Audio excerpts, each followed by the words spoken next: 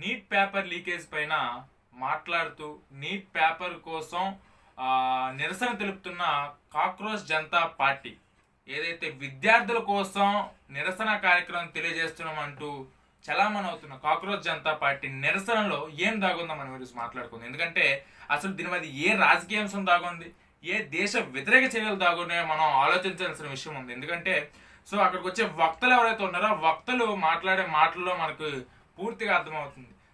వాళ్ళు ఏమంటున్నారంటే దేశాన్ని మనం తల్లిగా భావించే భరతమాత కోసం తప్పుగా మాట్లాడతారు. ఆర్టికల్ 370ని మళ్ళీ తీసుకురావాలంట. అంటే దేశాన్ని విభజించే ఆర్టికల్ 370 అంటే కాశ్మీర్ని విభజించే ఆర్టికల్ 370ని మళ్ళీ తీసుకురావాలని డిమాండ్ చేస్తారు వాళ్ళు. రాముడిని దైవంగా భావించే హిందువులు మనోభావాలను దెబ్బతినేలా రాముడి కోసం తప్పుగా మాట్లాడుతున్నారు వాళ్ళు. ఇవన్నిటినీ కూడా మనం ఆలోచించాల్సిన అవసరం ఉంది.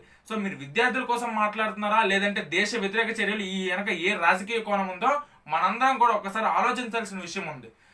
మరియు ఇంకో విషయం ఏంటంటే కొంతమంది ఇప్పుడు సోషల్ మీడియాలో నెగిటివ్ ప్రాపగండా ఏమవుతుందంటే నిరసన కార్యక్రమం శాంతియుతంగా జరుగుతున్న సమయంలో ఢిల్లీ పోలీసులు వచ్చి లాఠీ చార్జ్ చేశారు, టియర్ గ్యాస్ ప్రయోగించారని మాట్లాడుతున్నారు.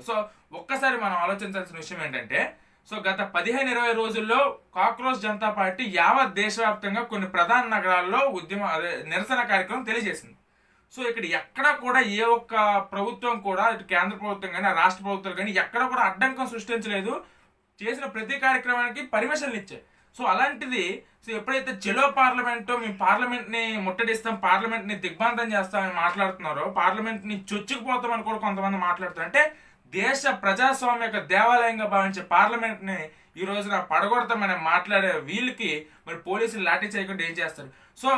ముందుగానే మీరు శాంతియుతంగా చేసే ర్యాలీలోనే మీరు అలా అనుకుంటే, శాంతియుతంగా చేస్తామనుకుంటే పోలీసుల మీద రాళ్ళు వేయాల్సిన అవసరం ఏముంది?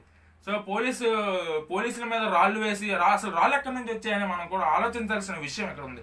ఇదంతా కూడా దీని వెనక ఏ రాజకీయ కోణం దాగుందో, ఏ దేశ విద్రోహ శక్తులు దాగుందో మనకు తెలియదు. కాబట్టి మనందరం కూడా ఏకదాటిపై రావాల్సిన అవసరం ఉంది.